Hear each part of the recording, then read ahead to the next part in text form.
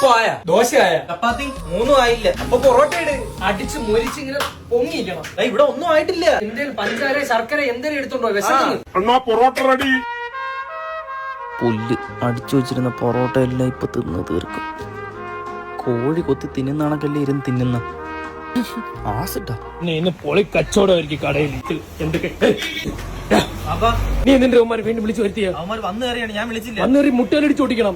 ഈ മൈദമാവ് തിന്നോണ്ടാണ് കഴിഞ്ഞ ആഴ്ച ഉമ്മാരി പോയത്. നിന്റെ ഒന്ന് വീട്ടിൽ ആഹാരം വെക്കത്തില്ലടാ. അല്ല, ഫ്രണ്ട്സ് കഫേ എന്ന് കേട്ടപ്പോ ഫ്രണ്ട്സിനുള്ള ഫാദേഴ്സ് കഫേ എന്നിട്ടോ നീ അച്ഛനെ കൊണ്ട് വരും. ഓ ഫ്രിഡ്ജിനകത്ത് കയറി ഇരിക്കാൻ പോണ്. നീ അധികം കൂടെ എടുത്ത് തിന്ന്.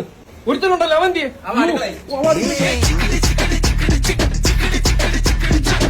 കൂട്ടുകാരെയും കൊണ്ട് വന്ന് കയറി. എന്തിനാ നീ അറ്റൻഷൻ അടിക്കുന്ന? നീ എന്റെ കൂട്ടുകാരെ ഒന്ന് ഒഴിവാക്കി. ഞാൻ ഈ ഹോട്ടൽ എങ്ങനെയാണ് നടത്തിക്കൊണ്ട് പോയിട്ട് ഇറങ്ങിപ്പോ. അല്ല, ഞാനും എന്റെ വാപ്പയും അവിടെ അന്നദാനവും നടത്തുന്നില്ല. ഭയങ്കര മോശം കേട്ടോ കടയിലെ ഫുഡ്. ഇപ്പൊ ഈ ബീഫിനൊക്കെ നല്ല കട്ടിയുണ്ട് കേട്ടോ. നാളെ തൊട്ട് മൈദമാവിൽ ബീഫ് ഉണ്ടാക്കി തരാം. ഒരു രസമില്ല അതിന്. അല്ലെങ്കിൽ ഒരു രസം വരണ്ടേ? പിന്നെ വേറെ നാട്ടുകാർ നമ്മളെ ഹോട്ടലിൽ നിന്ന് ഒന്നും കഴിച്ചിട്ടില്ല. അതെന്ത് പറ്റി? ഈയൊക്കെ രാവിലെ വന്ന് ഈ പൊറോട്ട കാലത്ത് തലയിട്ടിരിക്കല്ലേ, പിന്നെ എങ്ങനെ തീരായിരിക്കും? 15 പൊറോട്ട 18 ബീഫും കഴിച്ചതിന് നീ ഇങ്ങനെ കണക്ക് പറയുന്നടാ. എത്ര രൂപ? ഞാൻ പൈസ എത്ര രൂപയാടാ? 3500 രൂപ. അല്ല, നീ എനിക്ക് തരാനുള്ള 3500 കൊടുറാ.